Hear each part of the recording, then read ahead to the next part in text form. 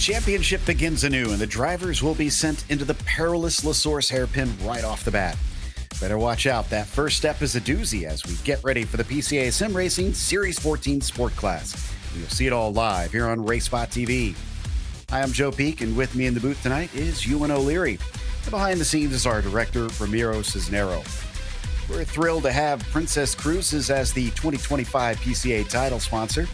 As the official cruise vacation partner of Series 14, they provide exclusive offers, including world-leading itineraries across a fleet of 16 elegant ships sailing to more than 330 global destinations.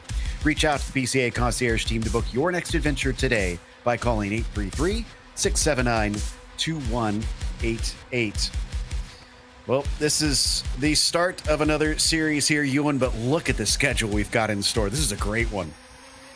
Yeah, so well balanced, I think, with lots of different kinds of circuits. First of all, the more Grand Prix style circuits to begin with, like Spa and to a degree Watkins Glen, Indianapolis, I suppose. But the sort of tighter circuits, more difficult circuits, and maybe less well known towards the back end of the season as well, like Aragon and Zolder in Europe, and finishing the season in Virginia International Raceway at the end of or start of December as well. It's a real mix there going through the Grand Prix circuits right the way to the more tight and twisty circuits where there's very little runoff and very little room for error. So it's a good mix, perhaps a better mix actually than what we've had in a couple of seasons previous. Certainly, and I think it'll give the drivers a good challenge as they are just in the midst of qualifying right now. Going to be a 60-minute race as they typically have. So the track position might be not as important at a place like this, but certainly could help you to be out of the chaos of the mid-pack. We saw couple incidents in the previous races that definitely put a few drivers on the back foot.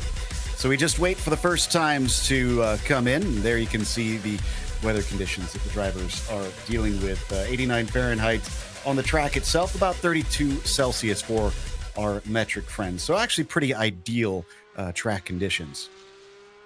Yeah, I would say so, especially considering it's 2 p.m. actually. All the sessions at the moment, until further notice, are going to be starting at 2 p.m. in Sim. That might well change later on in the season, but that's should be pretty warm temperatures some parts of the world. Maybe not Belgium this time of year, I suppose, but some parts of the world certainly should be a little bit warmer. Thankfully, though, as we go along with the season, it only gets later and later in the year, and so track temperatures may become less of a problem. And it's one of the advantages, actually, in the way we do things in the PCA. It's that we don't have a summer series, per se, when the temperatures are searingly warm. And I do find, at least personally in these Porsches, that does make the warm temperatures, that is, makes things very, very difficult on tyres. Very liable to spin around these cars in really warm conditions. So that's not really a problem, because by the time the first season's done, it's only just spring. And of course, this season now taking place in the autumn and towards the winter time as well, when everything's going to be a little bit more manageable for them. Paul Cavanaugh is on the spring of his first-time lap, I believe. There you can see the sector time as he comes down towards Eau Rouge. Nobody's set a full lap time yet. We're still waiting for those to come in. From what we've seen in the previous two qualifying sessions, you can't really hang around, you, and you got to get out there quickly if you want to get 3 laps in. Otherwise, you're limited to just 2. Yeah, it's a really long circuit, this one, over 7 kilometers long. So you've got to get out there quickly.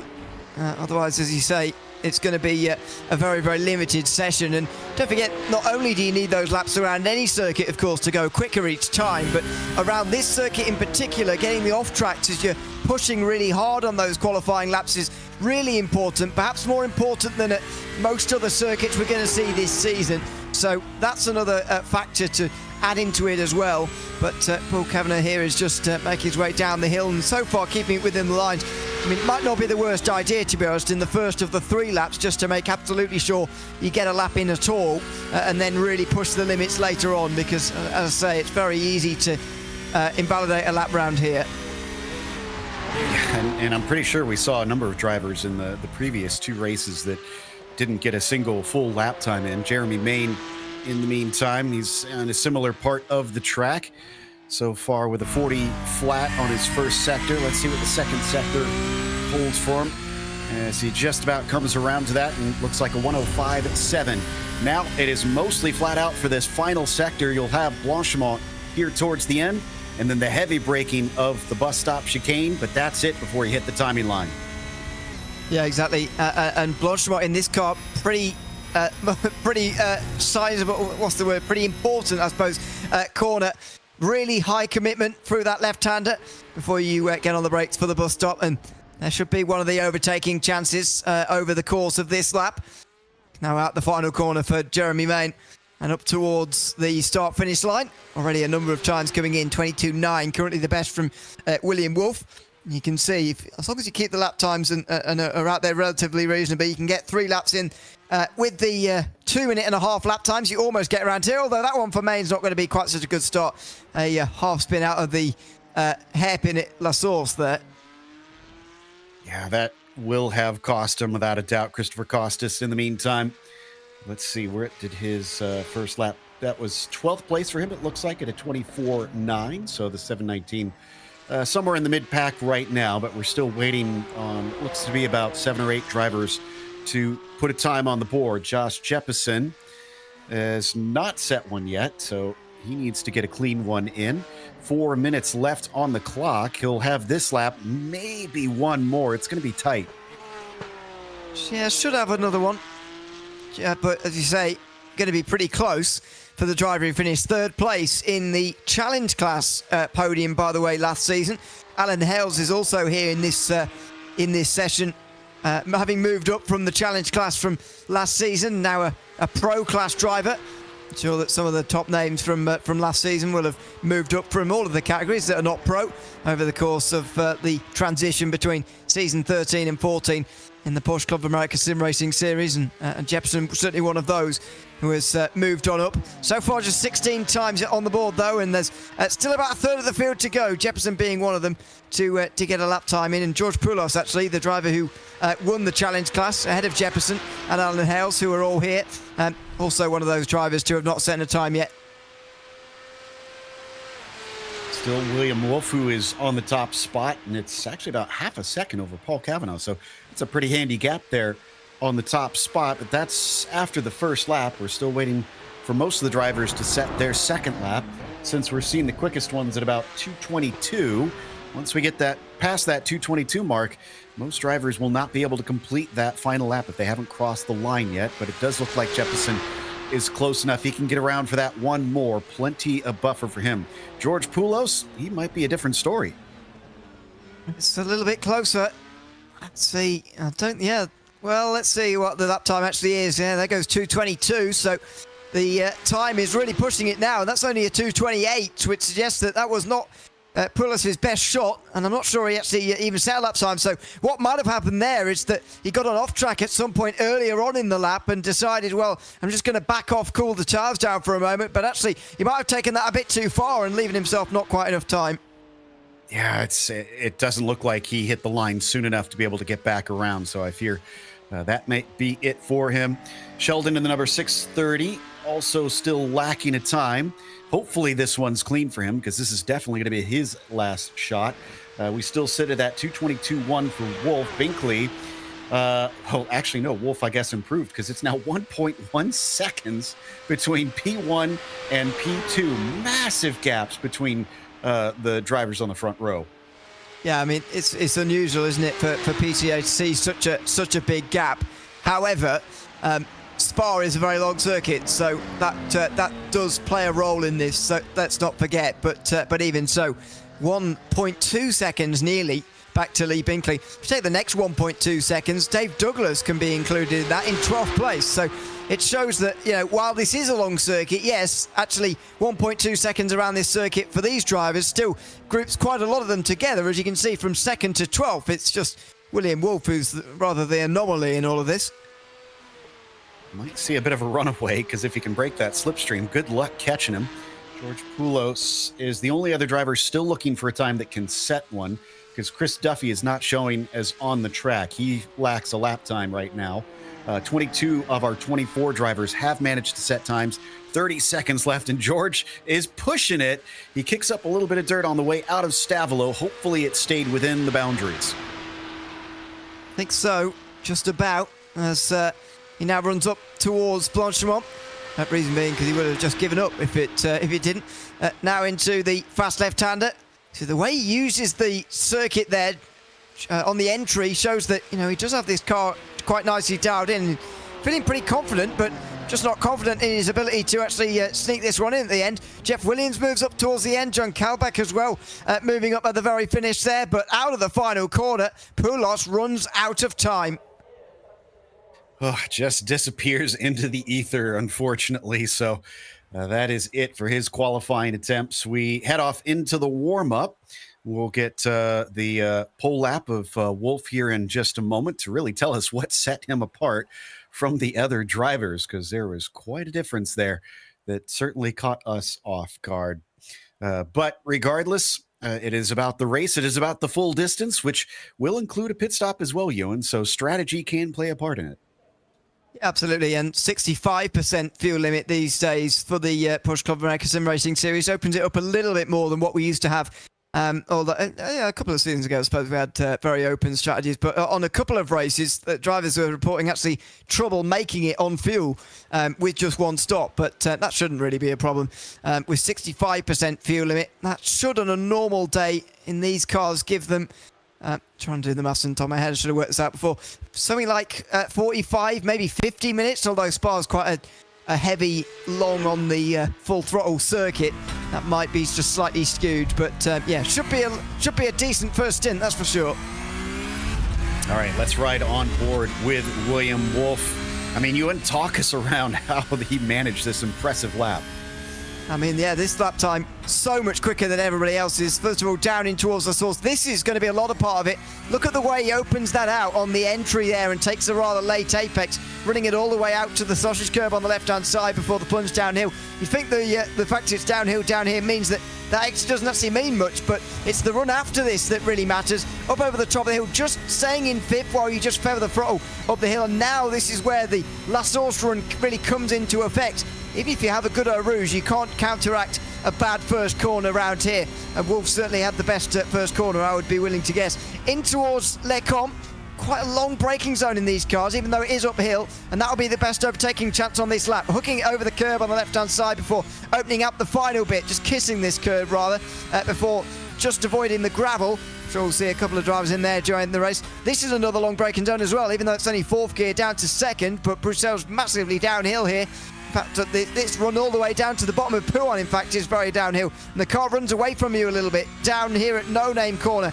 Got to be careful not to understeer wide into the gravel there, which is track limits punishing these days. In towards Pouhon, which is a bit less. Although the car still runs away from you with the front end. You can just see waiting to get on the power. And that car clearly looking good through here because he's able to open out the steering through the second bit a little bit. Not too heavy on the nose, thankfully, as they now brake for Piff Paff. No room for error around here, although you want to keep it right to the right-hand side. Just pinned, really, through these two corners, which are almost identical, but mirrored. Then in towards Stavelot. Again, a sort of 90-degree bend, really. Wouldn't be out of place on a street circuit. This one before you hook yourself on the left-hand side curb and open out curve pull Frere a little bit. Missed the apex there slightly. Shaved a few tenths off them, a few hundredths of a tenth maybe, as he now runs his way up the hill again towards Blanchimont again. So hilly, this circuit, and the computer screen doesn't quite bear it out quite as much, but you certainly notice it when you're getting on the power and when you're braking as well, either extended or slightly shortened braking zones. This is an extended one, slight run downhill in towards the bus stop chicane, and then getting over these final two curves, avoiding the sausage curves too badly, and gets himself towards the line with very little room for improvement. I mean, slightly missed the apex at Kerpel Frere and maybe lost a tenth or so through the bus stop, but there was not much to pick out of that lap, and everybody else, if they were watching that lap time, will have been looking in awe, certainly from this session, because that is a huge gap he's got at the front of this field. It was quite tidy, that's for sure. About a minute left, so let's go through our starting grid, and as we've been saying, William Wolf will start on the pole. Behind him, it is Lee Binkley, 1.7 seconds back. Josh Jeppesen, 1.8 seconds back from the lead, starting from third. Paul Cavanaugh getting a lot closer as we go farther down in fourth. And then Casey McDonald starting P5 with Stephen Danley in the sixth position. From there, it is Jeff Williams starting in seventh day. Jeremy Main will be P8. And Dave Douglas starts from ninth. Rounding out the top 10 is Daniel Corbett. From there, Jeffrey Gardner starts in 11th, and Alan Hales rounds out your first 12 drivers. Mike Sachs starts 13th. He'll be flanked by John Kalbach in the 14th position. Ekerberg Zon will be P15. Then you've got Randy Lervold flanking him. Christopher Costas on the inside of the next row. Navajit Barua will be your 18th place driver at the green flag. Kevin Hammond will be in 19th. He's got Ward Preston alongside him. Sheldon Zaharachuk will be starting 21st. Ron Evans then starts in 22nd, and Chris Duffy, with definitely one of my favorite little paint schemes we got out here, starts from 23rd. George Poulos, unable to set a time, will be last on the field in 24th today. All right, so it looks like we're just about getting the cars out on the grid a little bit farther up. It is a rolling start in this series, but it's going to be an important start. We head into La Source for the very first corner, Ewan. You have to take care into there. Yeah, you do. I mentioned that in qualifying, it's such a crucial corner for your lap time, but and you're right, for the first lap of the race, it's car preservation, which is so important through there. Getting it through that corner is absolutely key to the race, and the way to do it, I suppose, is just by backing away a little bit. The times you will have seen incidents down there, it doesn't happen too much anymore in real life, but the times you will have seen it is if everybody gets a little bit too overexcited at the prospect of being able to make up places in towards turn one. You can just back away from that and keep a cool head before that first braking zone, then everybody should make it through fine. Well, and in our very first race of the season, with our top class, the pro drivers, we had an incident right away as they went 3 wide for the lead. Very first corner, wound up giving one car a meatball. Another driver wound up with a penalty. And then the third driver of those front 3 just ran away with the victory. So while you can't win the race in the first corner, you can certainly set the tone for it. And you have to be careful. Wolf will probably be well aware of that, having watched the previous races. Binkley, Jeppesen, Cavanaugh. Will they also try to at least play a little bit cool into there and keep themselves from getting a little bit too antsy into that first turn? They come through the bus stop. Porsche pace car is in. Wolf has control of the field in that number 16 machine, but he can't go until he gets that call from the flag stand. He waits for Barney to wave, and there it is. Green flag is out. He accelerates away, heading up to that sharp right-hander of La Source, down into turn 1, and he has got clear track around him, solo for him, but double file well far back down the orders. Everybody else tries to make their way around.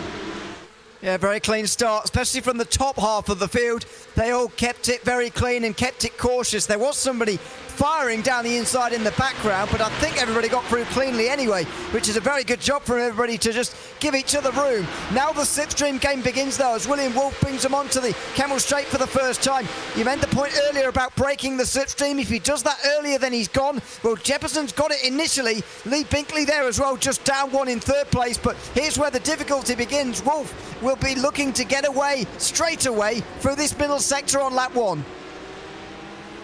If the others behind him can hang on, they can not only have some extra speed, they could potentially save a little bit of fuel on top of things, forcing Wolf to have to push even harder.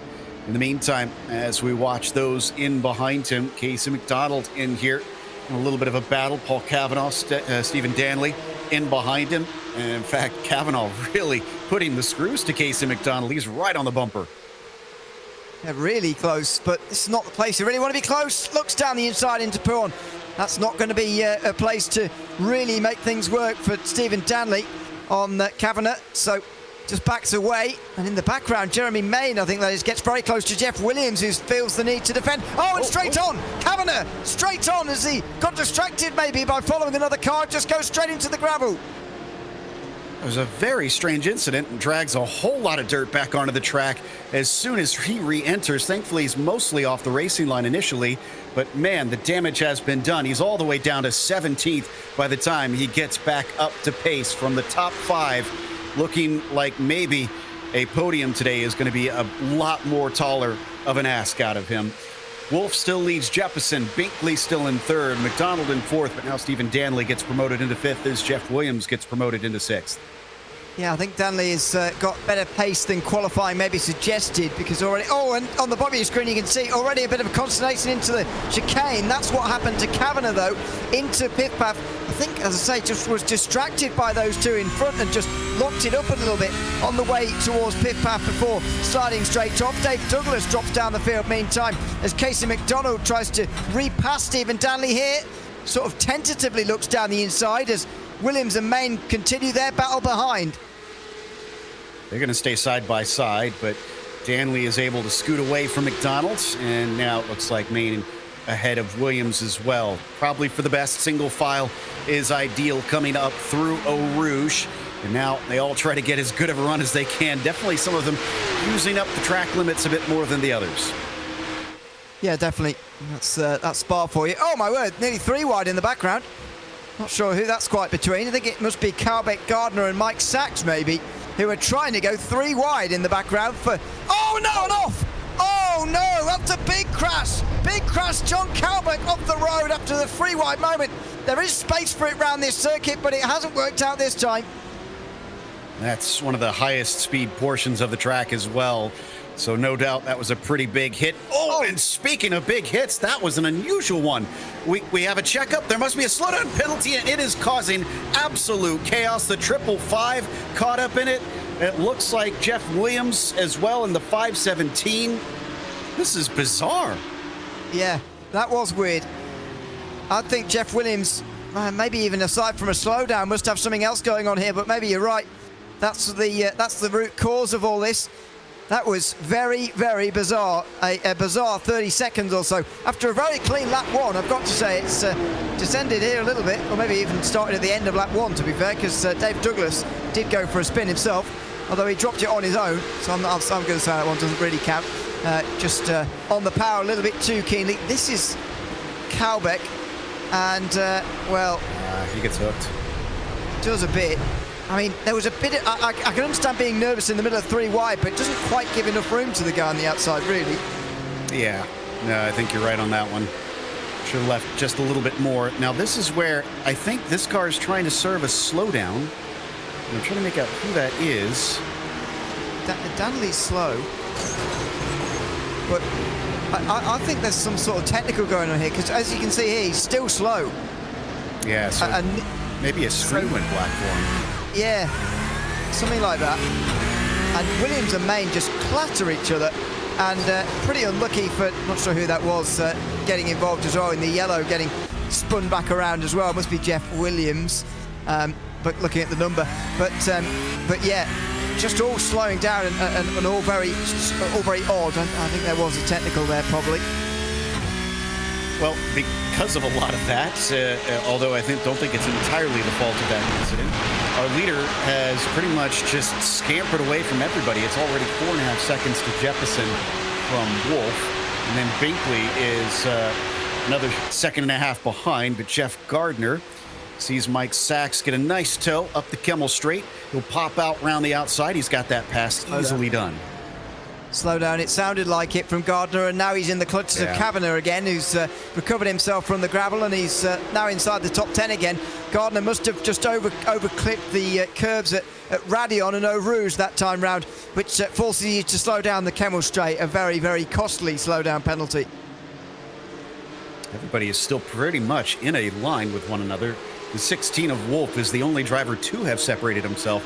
Everyone else is still pulling a good toe from the car ahead. Continue to watch Kavanagh on his recovery. Thinks about things for a bit down here in a Pouan, but then reconsiders and hangs behind Gardner just a little bit longer. Tries to set himself up as he hits the bottom of the hill down into Fagnes. Shows his nose for a bit, but that's way too far back. Whoa, and off he goes into the same corner. There's his gravel that he brought on before. It's almost through his wheel tracks, exactly the same place again. Luckily, that bit of gravel's offline for these guys, and so it won't be a particular problem, but Kavanagh is having real trouble with pit-path here, and he's gone straight off again.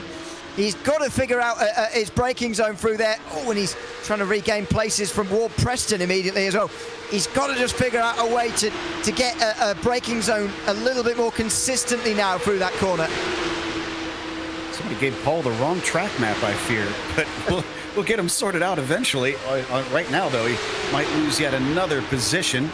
So he had someone getting close in behind. That may have been Poulos. Instead, he's reversed to the attack. That's Chris Duffy just in front of him in the blue machine, but can't quite get through. Poulos spies an opportunity, almost gets side by side, cuts back. So does Duffy. Duffy trying to take a spot on Preston. They're going to go 2 by 2 down towards the source. Inside line for Preston, who's going to keep that place because Duffy's gone very wide there. A couple of wheels dipped onto the gravel in the foreground there. Ankerberg's son looked to have just done that actually and dropped behind Douglas, who moves up to 13th place in his recovery. But, it's been a lively opening 10 minutes or so. It's the midfield where there is a lot of action, a long way behind William Wolf, who's leading. The drivers who have kept it pointed the right direction definitely have a bit of an advantage today. Keep it on the island. You could find yourself with a good finish, although Douglas trying to get one of those back, unable to demote Randy Lervold up into the Lacombe chicane. He still stays with him, just glued to that diffuser around Malmedy, down the hill into Rivage, and he's not close enough. He does have to watch out because behind him, that is Ankerberg Zahn, just kind of looming in the mirrors. Yeah, and we'll be recovering from that little bit of a moment through turn one a couple of moments ago that just demoted a couple of places, but hopefully now things will just settle in a little bit here. You can see some of the drivers who have just had a quiet and consistent first few minutes have really benefited though. Mike Sachs up to 8th place here, as you can see, and have Kevin Hammond, Jeffrey Gardner and Avijit Barua in this group for 8th position. It's looking good for Sachs, to be honest. He even survived that 3 wide moment, of course. He was one of those in towards Lecombe, but didn't get caught up in the incident itself. He was the one that actually got squeezed, I'm pretty sure. But yeah, you're right. He managed to survive it, and instead is kind of leading a bit of a train. At first, he was being chased by Kevin, Jeff, and Avijit, but they seem to have dropped off. In fact, Barua might get a spot here. Gardner under threat as he's round the outside up into Blanchimont. I would not try to fight that too hard, and he doesn't. He'll give it up. Probably the smart thing to do through Blanchimont, as well as Gardner retakes his qualifying position. In the background, Lervold and Douglas again. Douglas trying to recover some of those places, as we commented earlier. It was through this corner he spun before, and so maybe slightly put off, trying to go side by side through there. In the background, they're not put off by it at all. Kavanagh is involved in it again, the battle for 15th. Oh, and there was a spinner as well. And that's going to be Ron Evans, who decides tries to take it into pit lane and seems to have missed. Okay, no, he is going to carry back on, maybe feeling a little bit sheepish and having the nose of the car slightly misshapen at this stage. Evans carries on in 22nd position, unfortunately, because of that mistake. I mean, I don't quite understand what happened there. I mean, I just... I think he thought he had more room to turn around, yes, and just wasn't paying attention. Yes, I think you're right about that, because the way I saw it initially, I didn't think he was trying to come in pit lane, although it wouldn't be unreasonable. Maybe at Spa it would be 49 minutes, but you know, it's not the line you would use if you were trying to come into pit lane, and I think it would be illegal as well, probably, yeah, coming in from that penalty, direction. yeah. But anyway, in any case, hitting the wall's worse, and that's exactly what he did. As you say, probably thought he had more space than he did there. It is rather narrow, that whole section there through the, or the off-track bits anyway, through the final chicane. And for our fans that might not understand how that could happen, in real life, you can look around. You have a lot more peripheral vision. And we don't know what setup he has, but if he has a single screen, then he might not be able to see to the side nearly as much as you would in a real life car. So that explains how he could so easily bump into that retaining barrier. In the meantime, as we continue to watch, I think that is Binkley. We've got a problem with Kalvik, possibly. He comes out of the final chicane, and very similar to Douglas, just kind of cooks those rear tires. On the power too early and too fiercely out of the final corner, spins around and into the into the, well, not quite into the inside wall, but certainly to the inside of the circuit there. Worth remembering, and I'm sure you talked about this last week, although I wasn't here, the cars are different this time around compared to season 13, and we'd say probably a little bit more difficult to drive, or I certainly would. And it's caught a few people out already on the power. Not that it never happened before, but that's a couple of very similar incidents in just 12 minutes. Yeah, these Cup cars have a whole lot of horsepower and not a whole lot of downforce. There is some, and they do provide a bit of aero wash, so that can make it tricky to get close, but that looks like Binkley might have a slowdown as well. That area was just really awful coming off of Radion. And now McDonald, with the speed, gets his nose ahead. Can he get the job done is the question as they break into Lacombe. Yes, he can. That'll move him onto the podium. Yeah, great start for Casey McDonald. Another example of a driver just staying out of trouble and moving on up the order as a result. Yeah, although Binkley did go wide there, it's not guaranteed that he would get a slowdown. You're more likely to get them on the inside at Radion rather than the outside. And so he might have got away with it. That was close. This is for 8th place, Barua and Kevin Hamann. And looks like Hammond's on the defensive and stays ahead for now. Barua slots in the line between Hammond and Gardner. So 8th, 9th, and 10th in that little group. And then look at that. Lerville, Douglas, Bergson just behind them. It's becoming a bit more of a 6-car battle here in just a moment. And it's led by that 247 of Hammond. So he's got to keep his head cool. There's going to be a lot of drivers rocking up in the mirror. And you can see it there. Look at that. They're queuing up now. A number of drivers as well who are actually recovering from problems. That's when it gets very dangerous for these guys as well.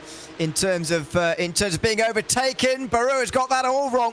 Gardner goes through. Randy Lerv. Oh no! Big crash! Oh, and he comes onto the circuit straight in front of Kavanagh, who can't buy any luck in this race. The good news for Kavanaugh is he has a spare car, but my goodness, he's going to want to forget this one and put it behind him. He's at least hopefully within the pit window, or at least closer to it at this stage, that he can hop in and take care of that. Douglas versus Barua. This is for P10. And I think he's towed to the pit lane. That face says it all. That is a very bemused Kavanaugh, unfortunately. I shouldn't laugh, I apologise, but that face said it all, didn't it? It was just a case of, what can I do in this race that will make things go well? Because at the moment, nothing is quite working out.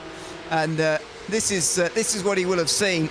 I mean, just nothing you can do about it. The tyre barriers are so springy when you go in at that sort of velocity that the driver just comes straight back out into you. Another driver losing traction, by the way.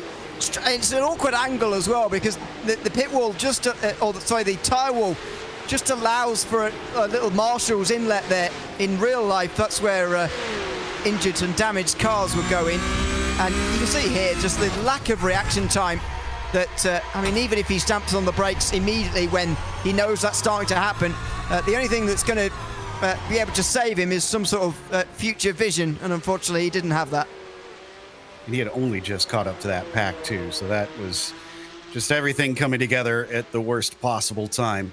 Back to that battle for 8th. This is still Hammond versus Gardner. Barua no longer with them since he and Douglas have slipped back a little bit, it looks like. Before they start to battle, though, I do want to take a moment to mention Princess Cruises, the 2025 PCA title sponsor. As the official cruise vacation partner of Series 14, they provide exclusive offers, including world-leading itineraries across a fleet of 16 elegant ships sailing to more than 330 global destinations. Reach out to the PCA concierge team to book your next adventure today by calling 833-679-2188.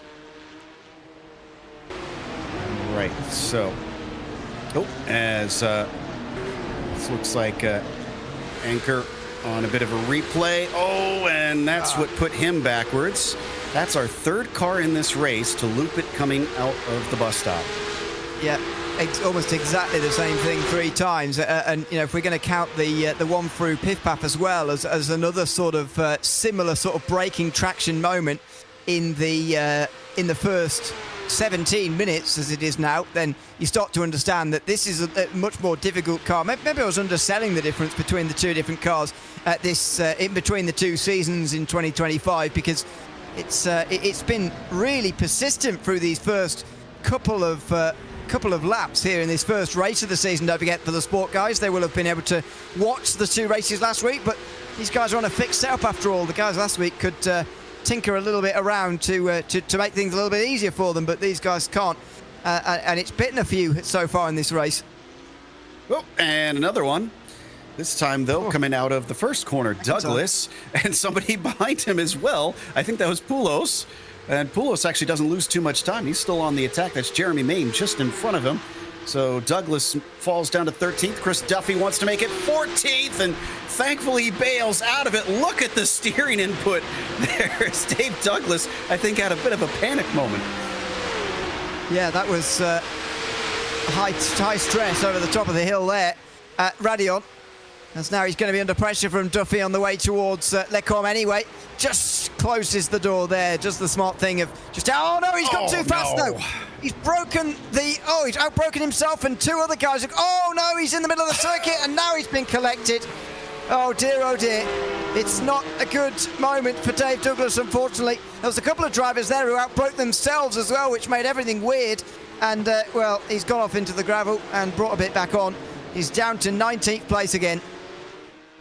Yeah, Dave obviously made the initial mistake, but the car running into him was sheer bad luck that somebody else had a problem right at the time he was trying to recover. We've got a black flag for Randy Lervold in the meantime. He's down in 22nd still. He has been into pit lane, I believe, to take some repairs or his spare car, but he probably still owes us a pit stop because I think that was a bit ago that, yeah, it was about 2 laps ago, so that may have been slightly early. He could squeak it through to the end. Regardless, he's got a penalty to serve now. Jochen Becker, by the way, let me know that all classes have open setup this season. That's a rule change I'd not spotted from reading the website, so apologies for that. It's probably my inability to read rather than anything else. So sorry about that. But William Wolf still leading the way. There he is. It's good to get a bit of vision of him actually in these first 20 minutes because we haven't seen very much of him since he ran away from the rest of the field. Over 10 seconds now his gap, and he's just got to focus on keeping it on the road from this point. And I didn't quite check the timer when I mentioned that 4-second gap because I think it's been much more time than that. So I think he hasn't been pulling away as quickly, maybe just kind of pacing himself from here. But look at that. Down the Kimmel Straight. That is a long, long run. We still don't see Jeppesen. There he finally is, way back in the background. Yeah. It seems, doesn't it, when you actually see it yourself, that almost looks bigger than 10 seconds what you just imagine in your head. But, excuse me, but yeah, it's a very, very big advantage that William Wolf holds at the moment. And Joshua Jeppesen, by the way, is doing a very good job himself. I mean, to have come from the challenge class last season and, you know, did pretty well, didn't win it though, and now suddenly second place in the first race of the sport class. I mean, that's a very, very strong opening race from him.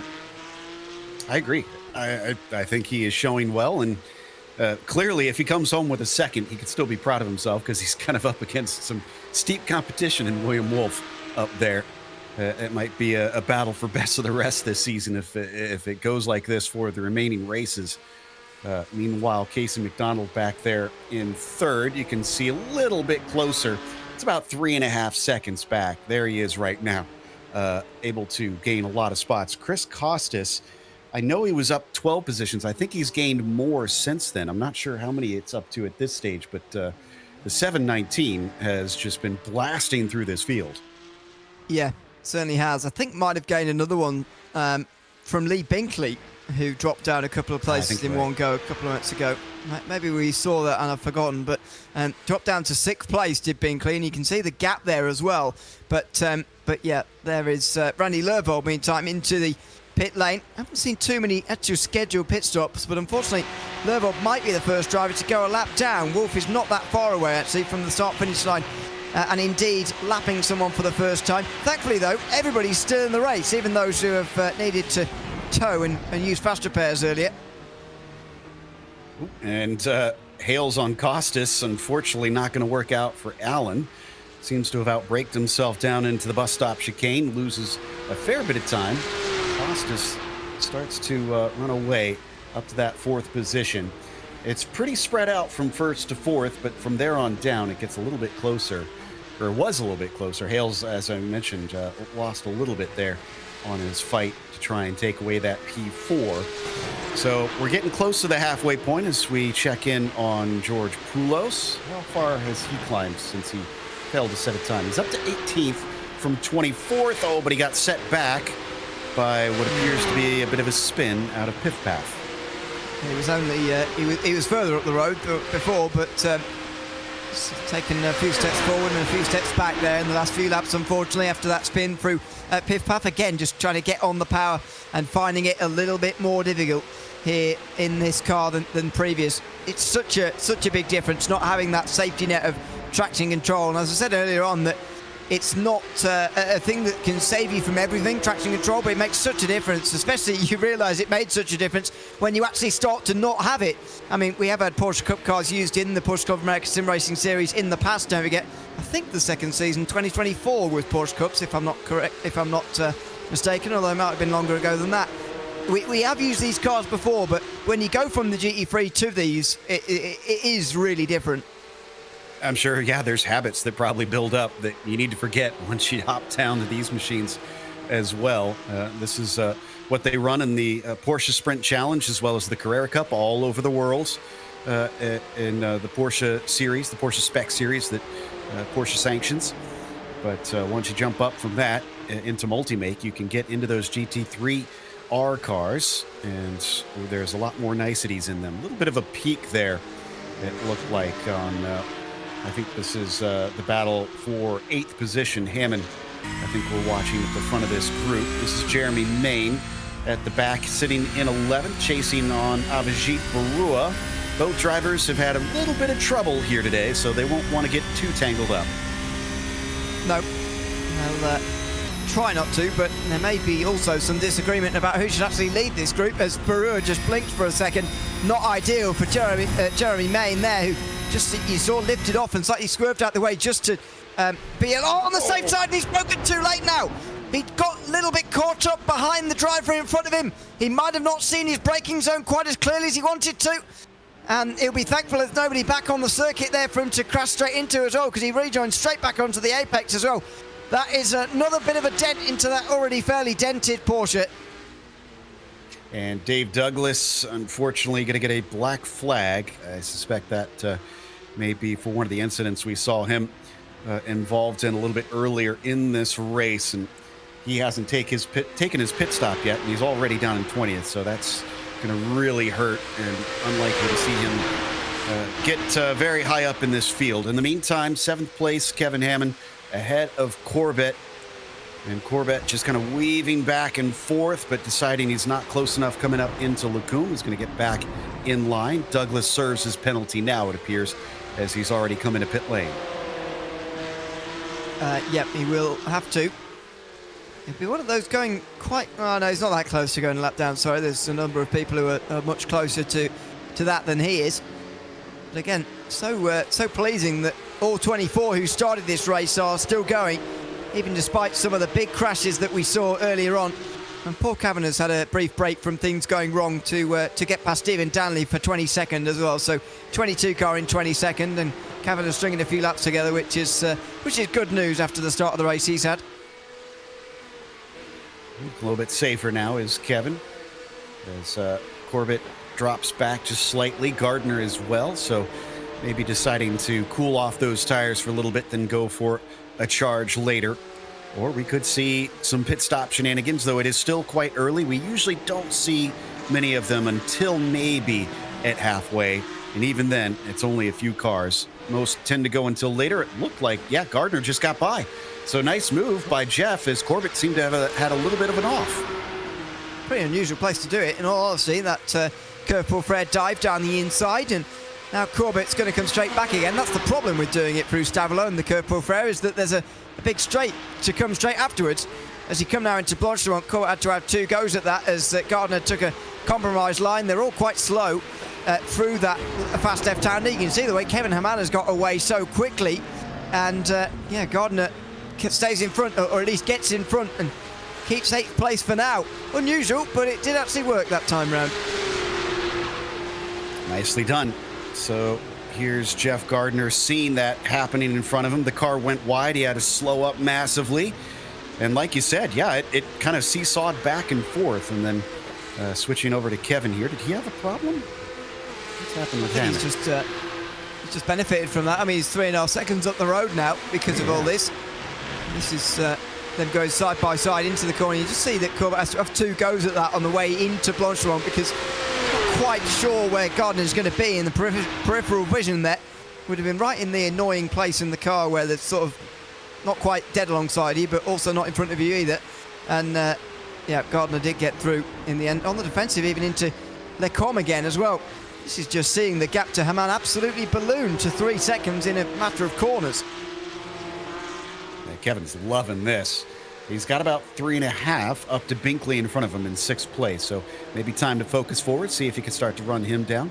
Dave Douglas in for a second time. I would assume this one actually, yes, an actual pit stop instead of the drive-through that he served before. So this will take him to the end of the race, but I believe he'll already go a lap down from Wolf. Yeah, looks like it. So we don't quite know. Well, only 15 seconds in the box, to be fair. So maybe he'll be all right. But black flag coming up on the top of your screen. Ackerberg's song getting that for a well, not sure what it's for actually. Not entirely sure. But anyway, he'll have to take a trip down pit lane as well. Yeah, I was trying to rack my brain to remember what he got involved in. There have been a lot of cars, unfortunately, tangling today. So that does kind of make it a little bit tough at times to try and keep track of who's getting penalized for what. And Kavanaugh, a meatball flag for required repairs. Oh. Did he carry on after his incident? Did he not Yeah, he's come carried in? on, but I mean, he's back in the pit lane again now. I don't know if he'll carry on after this, but he must have had a second incident because I thought he towed before. Yeah, he did tow before. He'd gotten back onto the circuit again, not long overtaken Danley. That doesn't look like a very damaged car to me. Very unusual, yeah. Yeah, but you know, sometimes if you just sort of whack the suspension in an odd way, it can give you a meatball, so without actually giving you very much damage. So who knows what befell him again. Right now we're watching with Gardner. This is Corbett just behind him, battling for the 8th position. He'll have a nice pull up the hill, but I think he's going to run out of straightaway by the time they get to the brake zone. And yep, as they slam down on it, 74, we'll just kind of close in, ease a little bit tighter to the rear bumper of Jeff Gardner's 878. See, the pressure will just continue on in this battle. This looks more like Costas and Alan Hales to me, even though we're at Gardner and Corbett on the bottom of your screen there. But anyway, both battles anyway for 4th position and for 8th as well. Probably the highest placed battles in the field actually.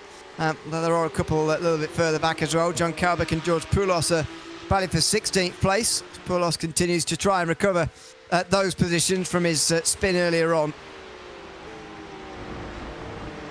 Yeah, this has been a bad day that kind of started with that poor qualifying for Poulos and has since had more issues, and it was already loose on the first apex. It got even more loose on the second apex. He loops it around, does a little bit of a donut, keeps going, but let's see, he's still sitting 17th. Could have been a few more positions gained with all the troubles that those in front of him that have had. Battle for 8th spot. This one for sure is Jeff Gardner, and that is Corbett behind him this time. We've got it right. Being chased by Avijit Baru, who's actually caught them back up, it looks like. I think he fell away from them for a brief while, and then Jeremy Main just about another second back. So a bit of a spread out train in this group, but could easily come together, and it certainly looks like Corbett is going to try to make it closer to Gardner as he encroaches up towards Blanchemont. I'm not sure that he'll have an opportunity coming into the bus stop. He's going to show himself in the mirrors regardless, and still not able to make a move. Oh dear me, that's a real traffic jam, isn't it, through the chicane? It's what happens when the driver right in front is almost looking in the mirrors more than looking forwards. And it might not have been the worst idea at all in the background there for Jeremy Main to come in, seeing those three in front on top of each other, knowing that we're well inside the pit window at this stage, and seeing that, well, I might as well come into pit lane. And that's exactly the right call, I think. Barua there gets close to Corbett, who was trying something a little bit different through turn number 1. Now down the other side of the hill, Gardner is going to be under a bit of pressure, but Rouge and Radion matters a lot, of course, for that run onto the Kemmel Straight as well. Could be a free-wide moment by the end here. Certainly Corbett's going to be alongside very quickly. Covering the inside, Gardner tries to take that apex away on the right-hander, but he'll be vulnerable on the left-hander. If Corbett can hang tough round the long way, it's going to be too wide, and he doesn't have to hang tough. He's fully passed instead. It's Barua who tries to get himself involved. He gets his nose in, but into Malmedy, he has to back out. Oh, he's been rather edged out there into Malmedy, and now on the inside towards Rivage, he can't get past, and this is the problem, I think, especially when you're behind Gardner, who is so focused on defending when there's a driver behind. Does allow the driver ahead to get away. I mean, Kevin Hammam was with these guys not that long ago. He's now 6 seconds in front. It just shows the time lost by the driver in front defending. And yeah, maybe Gardner once or twice could use just maybe not looking in the mirrors quite as much and taking his own lines instead of defending, because it is costing him and those around him quite a lot of time. Does appear to be backing them up a fair bit. Battle for 18th behind them. Evans and Williams.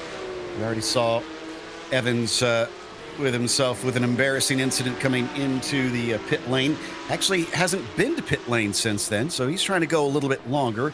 Williams has pitted, and I think that is a scheduled stop, because yes, I'm seeing it's about 14 seconds or so that he was stationary, and it was about a lap ago. So Williams is good to go to the finish. Yep, that would make sense, I think. It's worth noting that these Cup cars have almost the same amount of litres that the GT3s had last season. I don't know if this is actually true or not, but I seem to think they're slightly more fuel efficient than the GT3s. Maybe that's wrong. And I would think so, since they have less aerodynamic downforce. So maybe, yeah, maybe that's true. It makes sense to me. Yeah, well, I'm me, but what do we know? I think in the longer races, though, it's things like the Nürburgring 24 hours, the Irish officials, the Cup cars always go longer than the GT3s, but since they have 10 litres more, then that would make sense anyway. But they don't go, they've got 10% more fuel in terms of litres. They don't go 10% further, in my experience. They go a bit further than that. So I think you're right, and maybe that's not the scientific explanation, but it seems to be right. And they certainly do go longer, so I would expect this pit window to maybe even be even wider. Had another penalty there. I think that was, I had the name, it's Kavanaugh. Oh, and he's DNF'd, so I guess that's a bit of a moot point, unfortunately. So just insult to injury for him. Battle rages on. Corbett in front of Gardner, in front of Barua.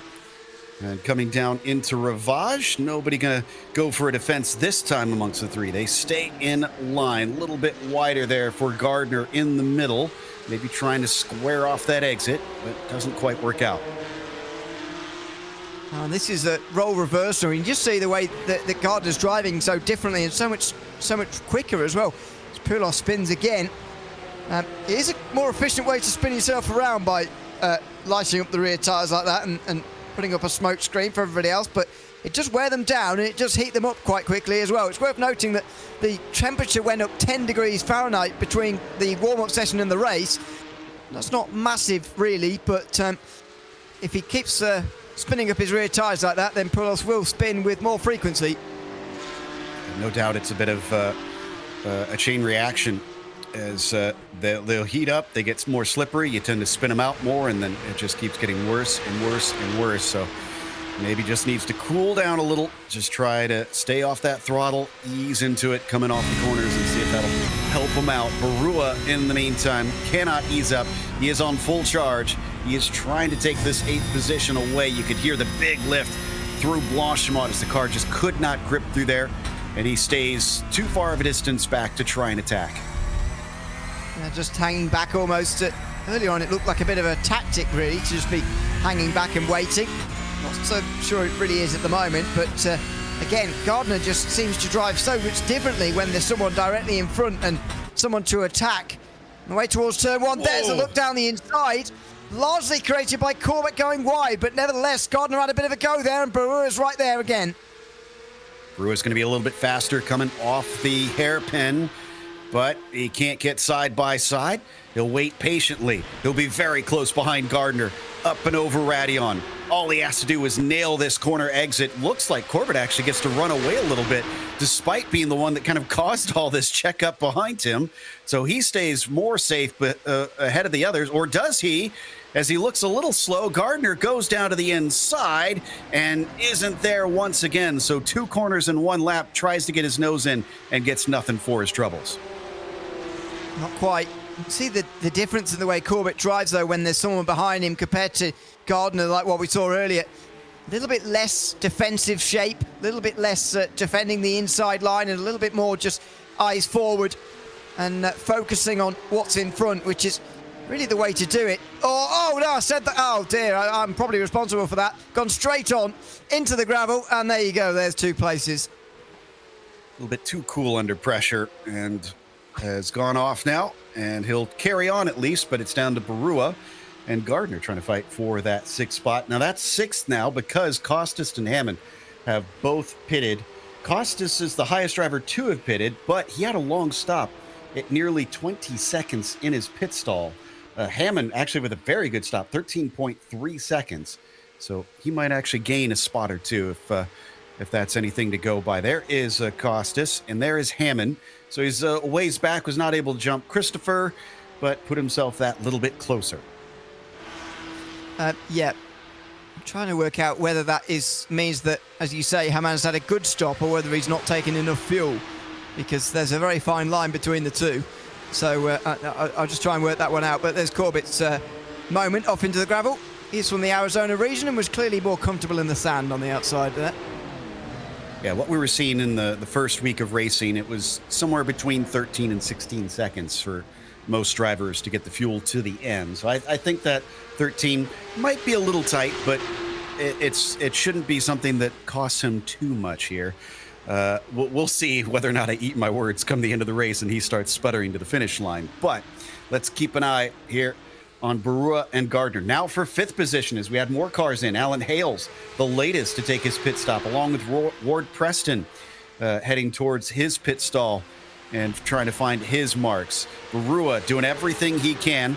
I mean, I like what I've been seeing from Avijit. He's been making sure that Gardner has the pressure on, and I wonder if Gardner got a slowdown, because that was very fast that he went by him. Yeah, and you can see the gap extending now as well. That's not all with the run, although it is important. That's a slowdown penalty. As I mentioned earlier, it's such a costly one as well.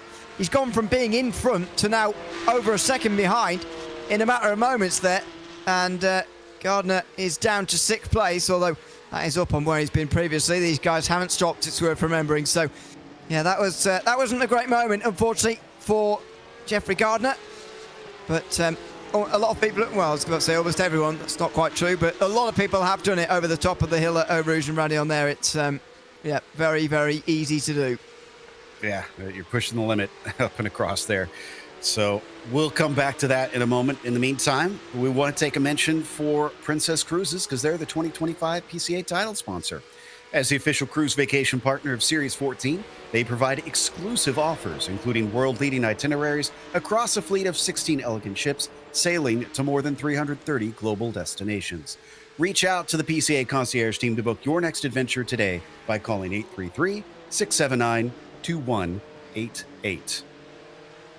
William Wolf is still our leader, now by 23 seconds. Huge gap up at the front.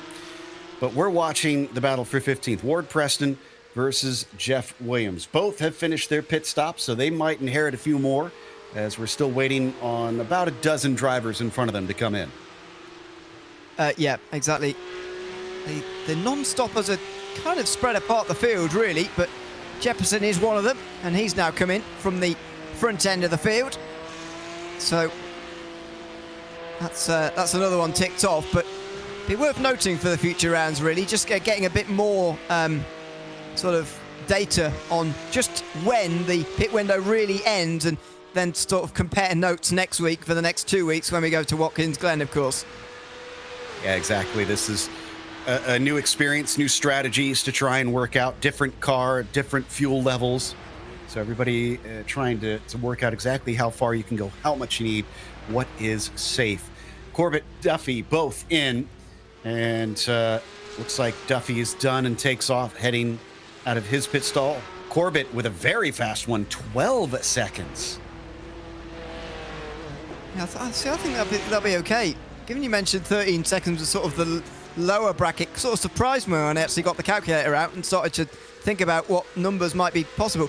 Because if you think about the amount of litres that would be taken on in that case, let's take 12 seconds as a rough estimate. I think you can take nearly 3 litres a second in these cars, maybe a little bit less than that. But yeah, that means you get over 30 litres additionally to the 70 odd you start with. 100 litres for this race should be fine in these cars. I mean, GT3s do 100 litres in about an hour around this circuit, just less than an hour and 100 litres, and we've already established these cars are a little bit more fuel efficient, so I think 12 seconds would be fine. I'm going to trust your math, and if someone's short, I'll just blame you. So William Wolf still needing to come in as we watch Jeremy Main now, who, let's see, he is 13th position. He's already taken his pit stop. That's Duffy just in front of him, trying to catch for position. And I said William Wolf still needed to stop. He said, okay, it's time for me to pit in. As Casey McDonald come in after him. We have to wait a while, actually, before he gets to there. And is this a good stop? Yep. Looks like he hit his marks nicely. So the 16 will get the requisite fuel. Shouldn't need any sort of tires over the course of this. Should take off and should easily be ahead of McDonald. You'd think so. Although this is a little bit longer. 17.2.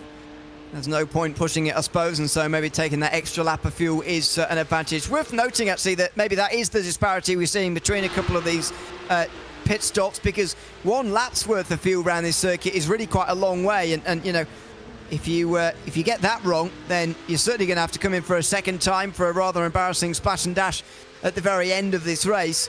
Not expecting anybody to have to do that, but it is the first round of the season. It's a very long circuit. We've got a very fast driver leading, and that sometimes can give the race an extra lap compared to what everybody was expecting.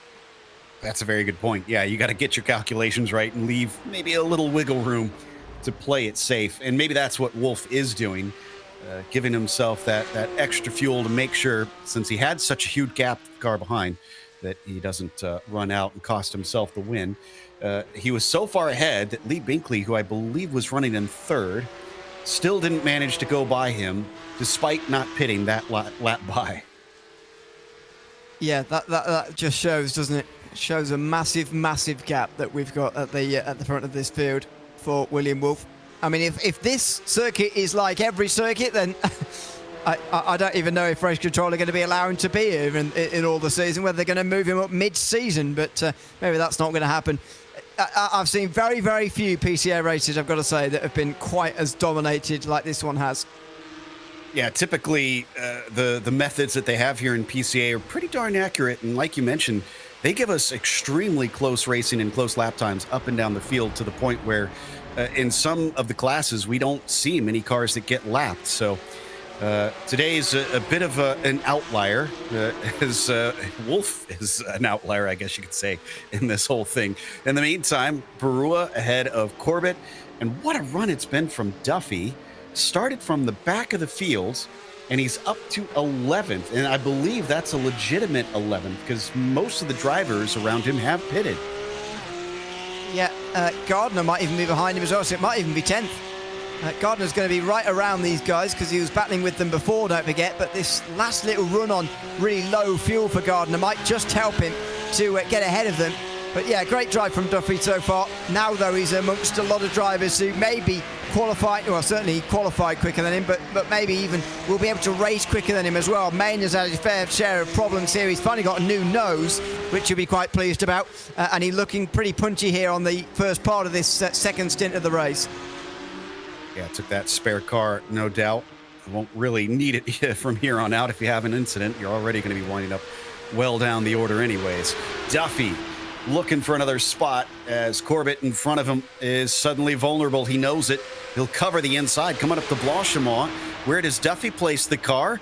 He just stays in behind him. as they work their way through that incredibly fast left-hander, trying to keep close enough that he could maybe try something coming down into the final chicane, but it's not going to be as Main actually gets awful close behind him. Very close, but that concertina effect is what gave Main the damage in the first stint, if you remember. So it wasn't through that corner, it was at Rivage, but you might have a few scars from that and think, well, if I see that going on in front, I might just back away just a little bit here through the mid part of that corner. But he certainly seemed to allow a car length or so away there. But for now, he is still lurking there or thereabouts. While this is happening, Baru is getting slightly further away, and Gardner has indeed gotten out with a decent gap to these guys. Yeah, we saw just a tiny bit of him in the background in one of our shots exiting pit lane, and returns in 8th place. Not the worst race for Jeff Gardner, but I think there may have been a bit more on the table out there. Yeah, this is where he should wind up, because that is now everybody. Yes, everybody has taken their pit stop. And if you want to make a pass, well, now you can't do it through strategy. It's got to happen on track. Has indeed. And there may well be quite a lot of that before the end of this race, given this group.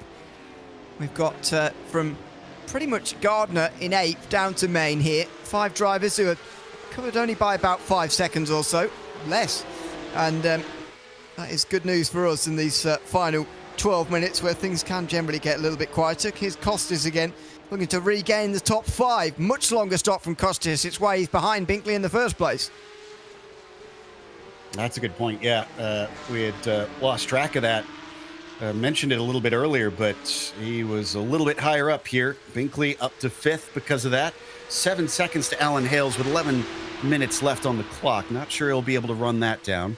And Paul Cavanaugh, I'm going to guess that is for repairing some damage, as he has been in for a minute and a half now at this stage. So there must have been further problems, unfortunately, for poor Paul in that number 22.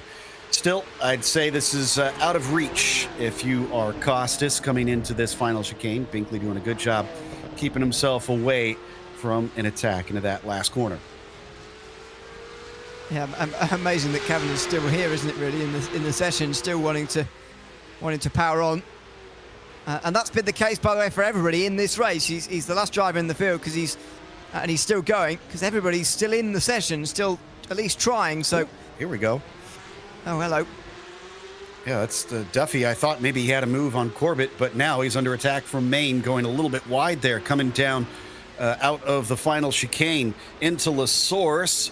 He'll try on the inside. Oh, and just about makes contact with Corbett. Main gives him plenty of room around the outside, making sure he doesn't have another contact with the nose of the car, but they'll stay as they were. Corbett 10th, Duffy 11th, Main 12th. And it's all going to reverse itself, of course, as they get to the end of the Kemmel Straight. That wasn't the great... Oh, Corbett might have... Oh, and the other way, Duffy goes off. Have they both got to slow down, maybe? And Main's just going to race past them both. It looks like it. Goodness me. Corbett went off one side, Duffy went off the other. They both end up letting Main through. I'm not sure... Yeah, I think they both did get slowdowns. Look at the way Main's got away from them. So they both get slowdowns in different sides of the racetrack, and Main takes the top 10 away from them. I mean, despite Duffy having the rubber ducky on his car, it was Main the only one who stayed clean in that corner, and he is able to reap the rewards as he squeaks his way up into that 10th position. Corbett down to 11th, Duffy down to 12th. So nice showing there by the 555 to try and stay out of trouble. And I believe that, yeah, that is Barua in front of him. That is within range. He could try to catch up to him. It is very much within range. I mean, Baru himself will try and catch up to Gardner. And last time round, Gardner was on an outlap, so we can't really figure out what was going on, but Baru did gain on the 3 behind Main, Corbett and Duffy, so certainly has a bit of speed, and Main will have a job on really catching Baru, I would say, for 9th position, as Costas has got past Binkley into 5th position, looking to consolidate that now with just less than 9 minutes remaining. Whether that's 4 or 5 laps to go, I'm not actually sure, because Wolf is so far ahead. It's 24 seconds between Wolf and Jeppesen now. So it's only about 3.9 from Jeppesen to McDonald. That's another one that could come down if McDonald suddenly finds a little bit of speed here at the end. In the meantime, Costas versus Binkley. Chris with just impressive pace this race, having gained so many positions. Can he hold on to them before this is over? And he's got to watch out. If he starts battling with Binkley, that is Kevin Hammond not that far behind them. The more they start to go side by side, the quicker that 247 will start to reel them in. Yeah, and that's got to be in the back of minds right now, but that might not be the overriding thought here for Binkley. When he gets a big run onto the Kemmel Straight, uses a bit of slipstream, comes straight past on the inside line. Or has he broken too late there? Has he pulled it up in time? He has got it stopped in time. That was a pretty good move in the end. He needed a bit of gravel to get himself stopped actually on the inside there, but that's fine. On the inside at Lecomte. And up into the top 5 there quite nicely over Costis. So Binkley up in a P5 with that move. Now he's going to try and run away as well. And yeah, look at that. Even with just that one little pass, it seems like Kevin behind them has gained quite a bit of ground. We jump on board now here with Christopher Costas. So we can see that car of Binkley up ahead coming down the hill. This will give you a good sense of the elevation drop here. Just massive runs up and down these mountainous hills in the Ardennes. But he's not able to gain back on the O2 after being overtaken. So that's good news if you're a Binkley fan, that he could maybe try to get away from him now that he's got the job done. Yeah. Well, through Piff Puff again and into Stavolo. Binkley very much being kept in check by Costis, and Hammond now he's right there. So that does change the thinking for all of these guys with 6.5 minutes to go. When there's 3 drivers in the group, it does change things massively. But Binkley's trying to get away before that even happens. He's 9/10 of a second in front of Costis, who will be desperate to cling on, otherwise he could lose 2 places in just a couple of laps. Very wide there. Kevin might have picked up an incident point. They do have an incident limit for this season. It is 17 before they get a drive-through penalty. I believe it is every 8 after that that they're sent through once again. I might be wrong on that. I'll have to double check. But they can't abuse those track limits too much in the race. So that one wide off that we saw from Hammond will rack up. And if we get down to the end and he has that 4X, he could find himself making an unscheduled visit to pit lane. People complain about the last 4X just tipping you over the edge, but don't forget that it does take a lot of off tracks to get yourself near there, and that's the one thing that the driver does have control over. So there's not too much point complaining about it. It's just it is rather driver made, any penalty that they get for incident limits. As they again come up in towards Lecomte, Binkley has seemingly put arm's length between himself and Costis now, and Hammond's not quite as close either. That group for 8th place has rather disintegrated as well in these final 5 minutes. Wolf at the moment just making his way into the final sector, I think. Actually, he's on his way running it towards the Blanchimont on the end of the lap. It looks like this might be penultimate lap next time round, and it's going to be very, very close. We'll keep an eye on that time, and the traffic might play a part in that as well, because that should slow up Wolf slightly. Granted, are they actually battling for position?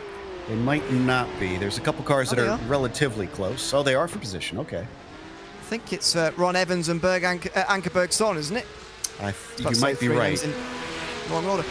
Yeah, I think it is those two. Oh, and one pulls over. Oh, no, Ron Evans pulls over early and lets the position go for position. Oh, no, he's blocked on the apex as well.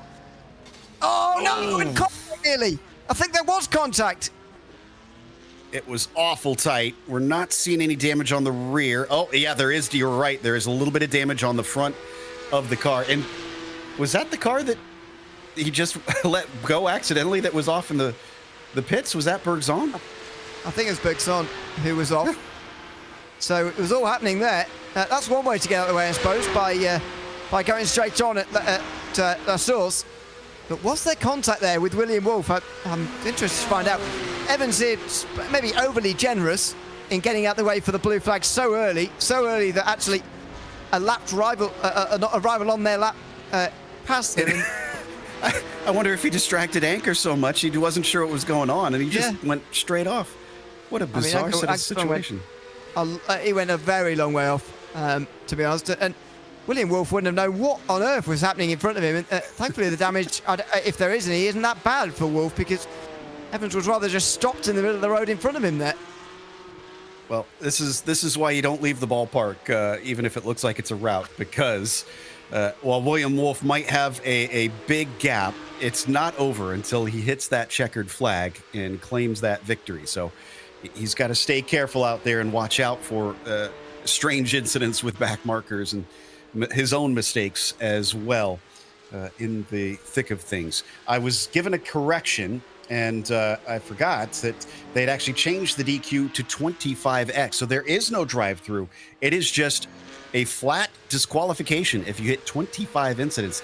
Even more reason not to pile those straws on the camel's back, because as soon as that sandbag is thrown on, it's going to make you feel a little bit sheepish in the process. William Wolf coming around, and I'm pretty sure him being slowed up with that incident has meant that this will be the last lap.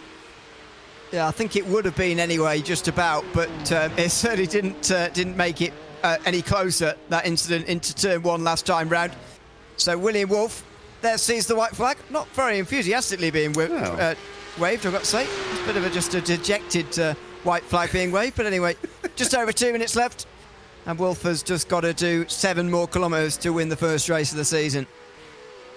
We've had a very tired Barney in the update for some reason. That's a new one for me. In the meantime, Abhijit Barua, who was in a battle with Gardner and Hammond, has instead reversed into Jeremy Main. This is a battle for 9th position at the end of the top 10. And Main, we've been watching him make some smart moves in this race to get by some other battles as drivers trip up around him.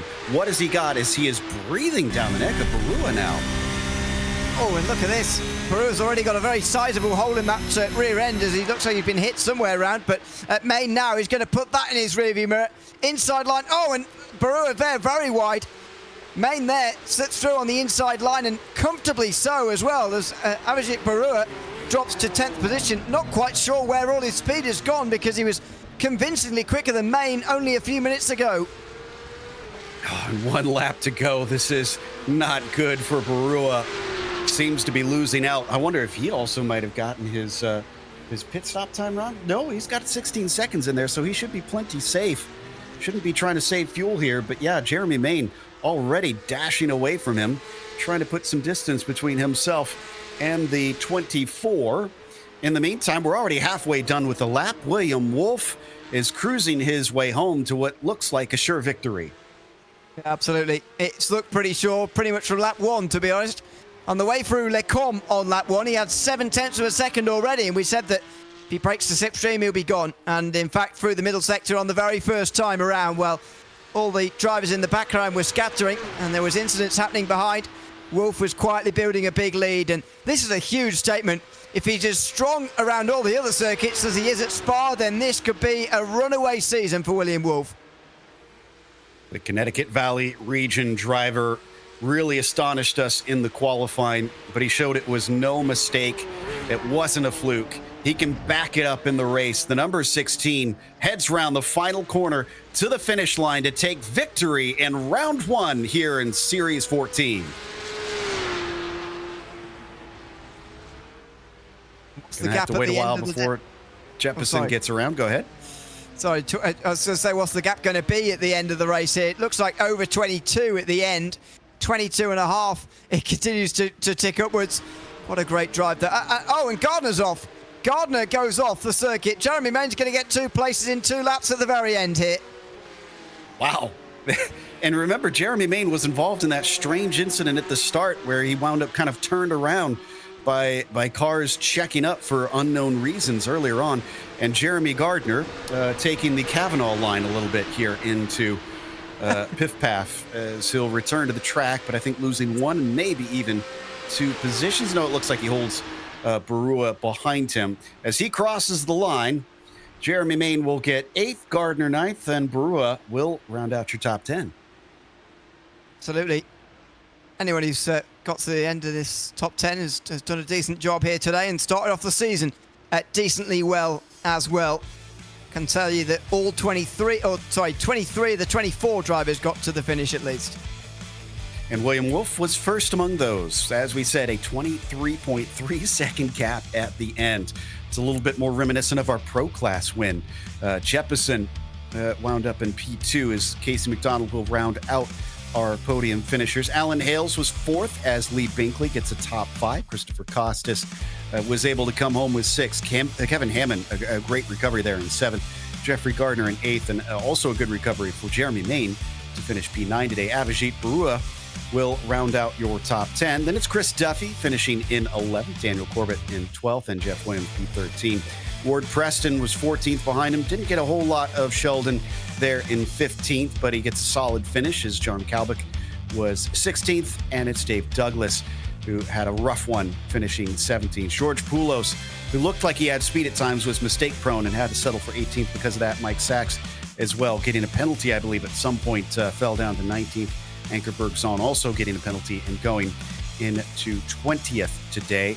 And then from there, it was Evans in 21st, Stanley 22nd, and Lurvold 23rd, and Kavanaugh our only DNF today. Good to see a lot of drivers still sticking with it despite some hard times to try to complete as much of the race as possible. Now, we haven't caught up with our winner yet, but I do see Jeppesen down there, so why don't we have a little bit of a chat with Josh, see how he feels about what was slightly distant to our winner, but still looked like, compared to the rest of the field, Josh, that you had great pace today. Might not have Josh hooked up here. Josh, this is Joe up in the commentary booth. You have a copy? You can see him lighting up a little bit. There we go. Now we got you. Okay, sorry about that. What was the question? I couldn't even hear you. Well, it seemed like it was a bit distant up to William Wolf, but I mean, being best of the rest in this field seems like a pretty good accomplishment. It looked like you had good pace today. Actually, this is probably like my slowest track. I don't know what it is. I just, I watch everybody else I'm kind of close with, and I feel like I'm nowhere near them. Yeah, Will definitely had some massive pace. Yeah.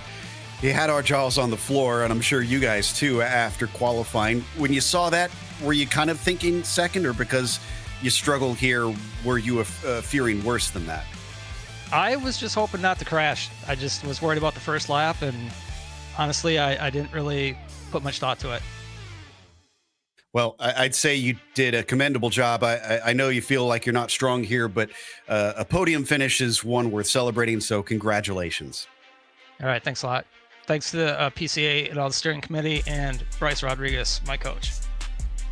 That was Josh Jeppesen, finished in P2 today. In the meantime, Ewan has caught up with our winner, the incredibly fast Will Wolf. Will, welcome in.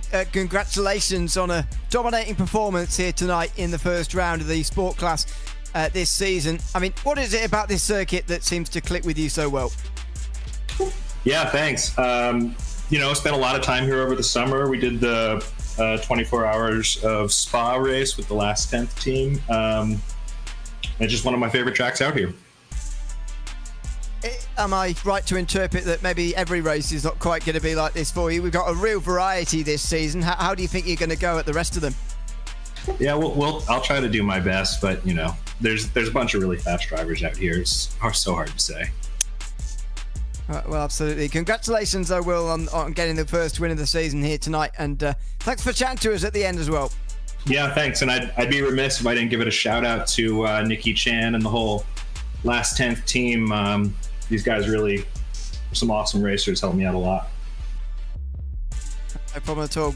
Will, congratulations again, winner tonight from Spa in the sport class, the opening round of the Porsche Club of America Sim Racing Series for this class, and a dominating performance as well. That takes us to P3, Casey McDonald.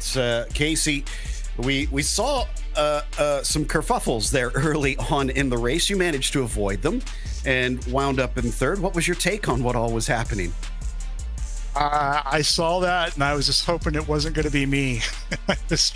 I struggled with this. I fought the car all night from the new update, so it was an interesting race. I noticed you've helped us out with a nice explanation on your livery of what you're inside.